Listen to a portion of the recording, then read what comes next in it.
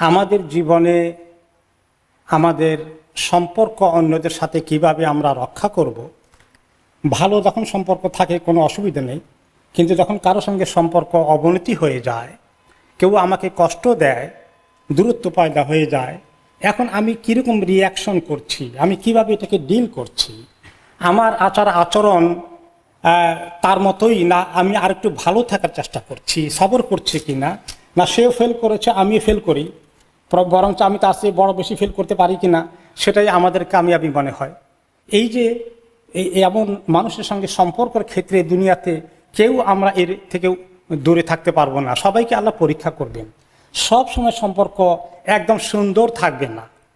মিয়া বিবি থেকে শুরু করে ভাই বোন আত্মীয় স্বজনের মধ্যে আমাদের সম্পর্কের উঠানামা হয়, ভালোবাসা মায়া মমতার পাশাপাশি মাঝে মধ্যে আমাদের মধ্যে একটুখানি দূরত্ব পয়দা হয়ে যায়, একটু রাগ গোস্সা হয়ে যায়। এই সময় আমরা কে ভালো করে ডিল করি, কে ভালো করে এটাকে উত্তরণের চেষ্টা করি, আর কে বেশি মূর্খতার আচরণ করি, এটা আমাদের জীবনের বড় আমল। এবং এই বিষয়ে আল্লাহ তাআলা বলেছেন কোরআনে পাকে যে তোমাদেরকে সৃষ্টি করেছি, আমি এমনি একতরফা শান্তি দিয়ে দুনিয়া চলবে না, পরীক্ষা করব, পরীক্ষা করে দেখব কার আমল সুন্দর। আর আমল শুধু নামাজ রোজা হজ যাকাত নয়, আমাদের আচার ব্যবহার, একে অপরের সঙ্গে আমাদের লেনদেন। রাগ গোস্সা হয়ে গেলে আমরা কি করি, সবর করি না অস্থির হয়ে আমরা গালিগালাজ শুরু করে দেই, ঝগড়া করি, এগুলো সব আমল লেখা হবে। আর এই আমলগুলো আমাদের নেকির পাল্লায় সবচেয়ে ভারী হয়ে যায়। সবর করি, মাফ করে দেই, আমি দুর্ব্যবহার করি না, আমাকে দুর্ব্যবহার করেছে আমি সবর করি, তাহলে এটা আমার নেকির পাল্লাকে অনেক ভারী করে দেবে। এবং নবী করিম সাল্লাল্লাহু আলাইহি ওয়াসাল্লাম বলেছেন নেকির পাল্লাকে এই আমলগুলো সবচেয়ে বেশি ভারী করে। নামাজ যেমন ভারী করবে, রোজা ভারী করবে, আচার ব্যবহার এবং এইখানে ভদ্রতা, নম্রতা, শিষ্টতা, কাউকে কষ্ট না দেওয়া, কষ্ট দিলে হজম করা, চুপ করা, সবর করা, এইগুলোর আমলের পরিমাণ আমাদের নেকির পাল্লাকে অনেক বেশি ভারী করে দেবে।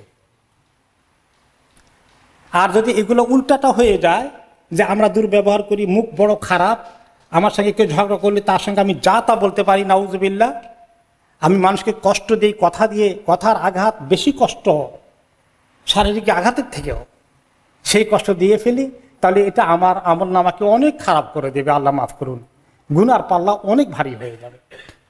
তো আল্লাহ তাআলা এই কোরআনে হাদিসের মধ্যে রাসূলুল্লাহ সাল্লাল্লাহু আলাইহি ওয়াসাল্লাম আমাদেরকে উৎসাহিত করেছেন কিভাবে এই সুন্দর আমলটা নিজের জীবনে রপ্ত করতে পারি। যে এই যে মানুষের মধ্যে অসুবিধা সৃষ্টি হয়ে যাবে লেনদেনে এবং দাম্পত্য জীবনে, পারিবারিক জীবনে, আত্মীয় স্বজনের সঙ্গে, এগুলোতে আমরা কিভাবে আমরা পাস করব, ফেল করব না। আল্লাহ তাআলা বলেছেন যে তোমরা বেশি করে দৌড়ো আল্লাহ তাআলার ক্ষমা পেতে এবং ওই জান্নাত পেতে যার ব্যাপ্তি আকাশ থেকে জমিন পর্যন্ত, যেটাকে তৈরি করে রাখা হয়েছে মুত্তাকিদের জন্যে। আর কারা মুত্তাকি হবে? যারা টাকা পয়সা সচ্ছল অবস্থায় এবং কষ্টে থাকা অবস্থায় দান খয়রাত করে, 1 নম্বর। 2 নম্বর, যারা রাগ গোস্সাকে দমন করে, কন্ট্রোল করে, মুখে দিয়ে যা আসে তা বেফাঁস কথা বলে ফেলে না, এবং যারা লোকরা কষ্ট দিলে তাদেরকে ক্ষমা করে দেয়, মাফ করে দেয়। এগুলো নিয়ে বিচার আচার দরবার, দেন দরবার করার জন্য অস্থির হয়ে যায় না। এবং এইরকম লোকগুলাই নেককার, এদেরকে আল্লাহ অনেক মহব্বত করেন, পছন্দ করেন। আল্লাহ তাআলা আরেকটি আয়াতে বলেছেন যে দেখো, যখন তোমার সঙ্গে কেউ খারাপ ব্যবহার করে, তখন তুমি তার সঙ্গে তার মতোই খারাপ ব্যবহার না করে, তার চেয়ে আরও খারাপ ব্যবহার না করে ভালো ব্যবহার করে কেটে পড়ো। তুমি তার মতো হয়েও না। তুমি যদি একতরফা ভালো ব্যবহার করো, সেই একতরফা খারাপ ব্যবহার করে 1 দিন 2 দিন, 1 বছর 2 বছর, 1 বছর 3 বছর চলুক, দেখি কত করতে পারে। হয়তো একদিন তুমি দেখবে যে তুমি এইরকম ভালো সম্পর্ক রাখার চেষ্টা করার কারণে একদিন সে তোমার এমন তোমার প্রতি তার ভালোবাসা, মায়া মমতা সৃষ্টি হয়েছে, সে তোমার একান্ত আপনজন হয়ে গেছে। একতরফা ভালো ব্যবহার করলে একদিন দেখবে এখন সেই ব্যক্তি তোমাকে আর আগের মতো করে না, সে এখন লজ্জিত হয়ে গেছে, সে এখন তোমাকে সম্মান করছে, তার সঙ্গে তোমার সেই সম্পর্ক সে কাটানোর চেষ্টা করছে। আমরা তো পারি না, সে আমার সঙ্গে খারাপ ব্যবহার করে কেন, তাকে উচিত শিক্ষা দিতে হবে, এটা আমাদের স্লোগান। নাউজুবিল্লাহ, উচিত শিক্ষা দিতে গিয়ে শিক্ষা দিতে পারি, যত শিক্ষা দিতে যাই তত পরিস্থিতি খারাপ হয়। আর উচিত শিক্ষা হবে সবর করে থাকা। একদিন হোক, 1 বছর লাগুক, 10 বছর লাগুক, একদিন সে বুঝবে, হয়তো দেখা যাবে তার ভিতরে আল্লাহ অনুশোচনা দিয়েছে, কিন্তু আমরা সেই সুযোগ দিতে চাই না। ইবনে আব্বাস রাদিয়াল্লাহু আনহু বলেছেন, যখন কেউ তোমাকে খারাপ ব্যবহার করে, দুর্ব্যবহার করে, তুমি তার সঙ্গে সৎ ব্যবহার করো, না হলে কমপক্ষে তোমার রাগ গোসাকে দমন করে সবর করো এবং ক্ষমা করে দেওয়ার চেষ্টা করো। কোনো কোনো রেওয়ায়তে তিনি বলেছেন যে ওনাকে কেউ খারাপ ব্যবহার করে উনি বলতেন, তুমি যদি যা বলছো আমাকে সব ঠিক থাকে তাহলে আল্লাহ আমাকে মাফ করে দিক, আর যা এগুলো বলছো যেগুলো এগুলা ঠিক না হয়, অন্যায় কথা বলে থাকো, তাহলে আল্লাহ তোমাকে মাফ করে দিন। এর বাইরে আর কোনো কথা বলেন নাই, তিনি সালাম দিয়ে কেটে পড়েছেন। এবং আল্লাহ তাআলা বলেছেন, বেশি এরকম জাহিল লোকেরা যখন তোমাদের সঙ্গে উল্টোপাল্টা কথাবার্তা দুর্ব্যবহার করে, সালাম দিয়ে কেটে পড়ো, আর দরকার নেই তাদের সঙ্গে এই ব্যাপারে ঝগড়া করার, বহস করার এবং আর্গুমেন্ট করার। এইরকম কাজ কারা করতে পারবে? যাদেরকে আল্লাহ তাআলা সবর দিয়েছেন, তারা ছাড়া কেউ পারবে না এরকম করতে। সবরটা আল্লাহর কাছ থেকে আসবে, আল্লাহর কাছে সবর চাইতে হবে। আর যাকে এইরকম ঝগড়া ফাসাদ এবং সম্পর্কের অবনতি করার জন্য উঠে পড়ে লেগেছে, সেখানে যে ব্যক্তি সবর করে টিকে থাকে, সেই ব্যক্তি বড়ই সৌভাগ্যের অধিকারী হয়ে গেল। আর যে এখানে ফেল করলো, সে হতভাগা হয়ে গেল। এখন সবর করার চেষ্টা করছি, কিন্তু তারপর দেখা যায় লোকটা থামে না, সে শুধু সীমালঙ্ঘন করেই যাচ্ছে। একদিন সবর করলাম, 2 দিন সবর করলাম, 3 দিন সবর করলাম, কিন্তু কতবার সবর করা যায়? আমাদের ধৈর্যের বাঁধ শেষ হয়ে যায়, তখন হেলমেট দিকে যেতে হবে। যতই করুক, 100 বার করুক, আমি সবর করেই যাব। কিন্তু তুমি সবর করতে চাইলে বান্দা, শয়তান তোমাকে খোঁচা দিবে, তোমার ভিতরে রাগ বাড়িয়ে দিবে। আরে তোমার তো অপমান করে ফেললো, তোমাকে যা তা বলে ফেললো। তো এইরকম ওয়াসওয়াসা যখন শয়তান দেয় যে তুমিও তাকে মারাত্মকভাবে কিছু বলো, তার অনেক কিছু তুমি জানো, সব বলো। এখন 10 বছর আগে কি বলেছে, 5 বছর আগে কি বলেছে, সব এখন বলে দাও। সোশ্যাল মিডিয়া ছেড়ে দাও, সারা দুনিয়া জানুক সে কত খারাপ মানুষ। এইরকম করে প্রতিহিংসা, প্রতিশোধের স্পৃহা শয়তান তোমাকে যদি দেয় ওয়াসওয়াসা, তাহলে এগুলা তুমি রেসপন্ড করো না শয়তানের ওয়াসওয়াসায়, তুমি থেমে যাও, তুমি আল্লাহর কাছে পানা চাও। আল্লাহ সব শুনেন, সব জানেন, কে শয়তানি করছে, কে দুষ্টামি করছে, কে মানুষকে কষ্ট দিচ্ছে, কে ষড়যন্ত্র করছে, এগুলো সব আল্লাহ জানেন, শুনেন। তুমি আল্লাহর উপরে ছেড়ে দাও, তুমি সবর করে ফেলো। এরপরে আল্লাহ তাআলা বলেছেন যে তোমাকে দুর্ব্যবহার করলে তুমি সেটাকে যদ্দূর পারো উত্তম তরিকায় তার সঙ্গে সালাম দিয়ে কেটে পড়ো, আর ক্ষমা করার চেষ্টা করো। কষ্ট হলেও ক্ষমা করার চেষ্টা করো। এই ক্ষমা করার চেষ্টা তোমরা যদি করতে থাকো, তাহলে মনে আল্লাহ তাআলা উৎসাহিত করলেন, তারা ক্ষমা করুক, মাফ করে দিক, ক্ষমা করুক, মাফ করে দিক। তোমরা কি চাও না যে আল্লাহ তোমাদেরকে মাফ করে দেবেন? যে চায় আল্লাহ তাকে মাফ করে দিক, তাহলে আজকে সে দুনিয়া অনেককে মাফ করে দেখ, তাহলে সে আখিরাতে আল্লাহর মাগফিরাত, ক্ষমা পেয়ে যাবে। আর যে মানুষকে ক্ষমা করতে পারে না, মাফ করতে পারবে না, সে আখিরাতে পাবে না। আর যে ব্যক্তি আল্লাহর কাছে, আরেকটি আয়াতে তিনি বলেছেন, যে ব্যক্তি ক্ষমা করে দেয়, সম্পর্ককে স্বাভাবিক রাখার চেষ্টা করে, তার বিরাট পুরস্কার আল্লাহর কাছে সুরক্ষিত আছে। এই আয়াতের তাফসীর এসেছে হাসান বসরি রাহিমাহুল্লাহ, তিনি একদিন রাত্রি অনেক দোয়া করলেন যে আল্লাহ, যে ব্যক্তি আমাকে জুলুম করেছে আপনি তাকে মাফ করে দেন, যে ব্যক্তি আমাকে অনেক জুলুম করেছে তাকে আপনি মাফ করে দেন। সারা রাত্রে এই দোয়া করলেন। তো একজন সকালে বললেন যে আপনি কালকে রাতে এই দোয়াটা কেন করলেন? এত মাফ চাইলেন তার জন্য যে আপনাকে জুলুম করেছে, কষ্ট দিয়েছে, তাকে যেন আপনি আল্লাহ যেন মাফ করে দেন। আমার মনে হচ্ছিল আমি যদি আপনাকে এর আগে জুলুম করতে পারতাম, তাহলে আপনার দোয়াটা পেয়ে যেতাম কালকে। তো তিনি বললেন যে কি জিনিস আমাকে উদ্বুদ্ধ করেছে জানো? যে আল্লাহ যে বলেছেন যে মাফ করে দেয় তার পুরস্কার আল্লাহর কাছে বেহিসাব অনেক বড়, সুরক্ষিত থাকবে। আমি সেই পুরস্কারের আশায় কোনো লোক কোনো সময় আমাকে যেই কষ্ট দিয়েছে তাকে যেন আল্লাহ মাফ করে দেন, এ কথা বলতে থাকলাম। তাহলে এই যে এত সুন্দর পুরস্কার আছে, সেটার জন্য যারা জান্নাতি হতে চায় তারা কষ্ট করে হলেও নফসকে দমন করে সেটা অর্জন করবে। এই সুযোগ এসেছে, আপনাকে একজন কষ্ট দিয়েছে, আপনি এখন কিভাবে বিরাট পুরস্কার পাবেন, আপনার দরজায় এই সুসংবাদ এসেছে। তার অর্থ যে কে জুলুম করলে জুলুম থেকে সরানোর চেষ্টা করব না, করব, কিন্তু শত চেষ্টা করলেও সরে না। এখন আমি সেখানে সবর করা ছাড়া কোনো গতি নেই। সবর করলে আমার বিরাট পুরস্কার। এবং আল্লাহ তাআলা এই জন্য বলেছেন যে ব্যক্তি সবর করে ক্ষমা করে দেয় তার জন্য অনেক বড় পুরস্কার, এবং এটা অনেক বড় মনের পরিচয়, অনেক বড় মনের লোকেরা এটা করতে পারে। আর এইরকম লোকেরা যারা সবর করে তাদেরকে আল্লাহ পুরস্কার দিবেন একদম বিনা হিসাবে। আল্লাহ তাআলা তাদেরকে হিসাব ছাড়াই অঢেল পরিমাণ নেকি দান করবেন, বিনা হিসাবে নেকি দেবেন। কিছু এক্সাম্পল দেখি আমরা। আহনাফ ইবনে কাইস রাহিমাহুল্লাহ একজন বড় মাপের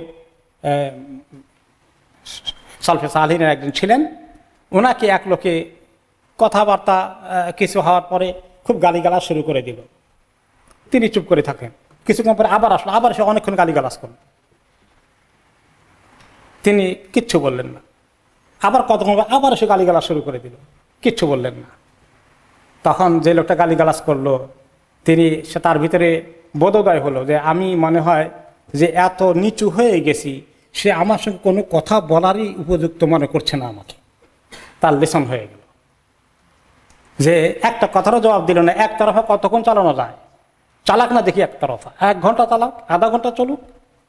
স্বামী স্ত্রীর বিরুদ্ধে শুরু করেছে, স্ত্রী স্বামীর বিরুদ্ধে শুরু করেছে, করুক দেখি ঝগড়া।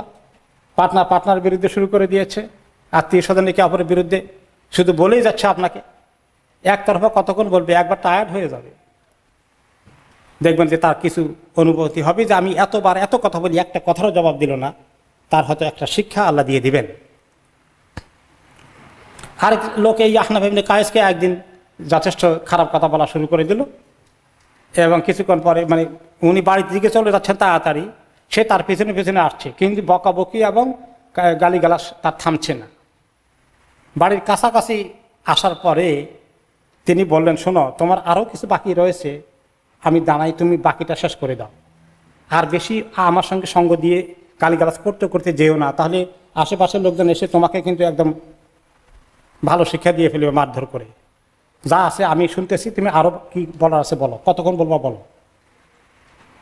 এইভাবে করে কিভাবে পারলো?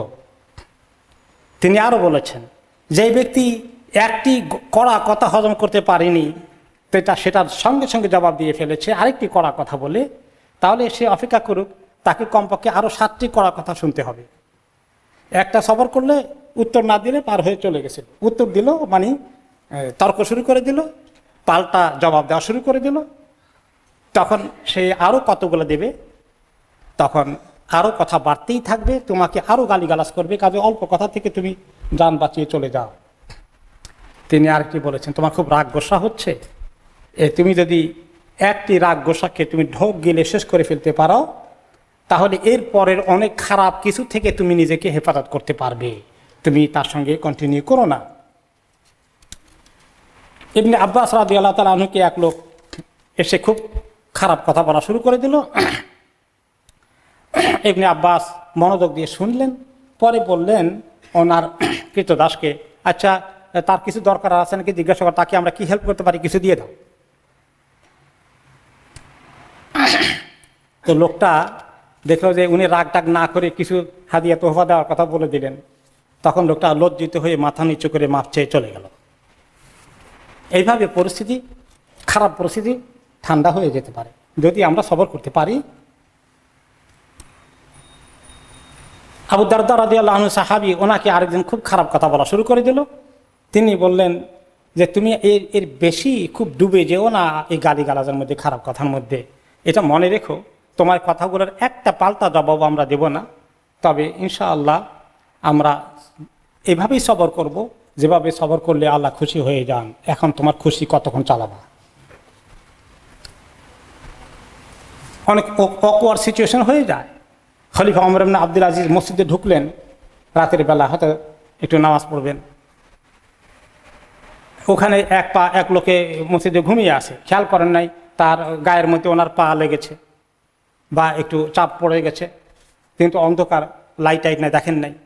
এ লোকটা ঘুমের থেকে উঠে বলল, এই তুমি কে, পাগল নাকি? তিনি বললেন যে না, পাগল না, আর কিচ্ছু বললেন না।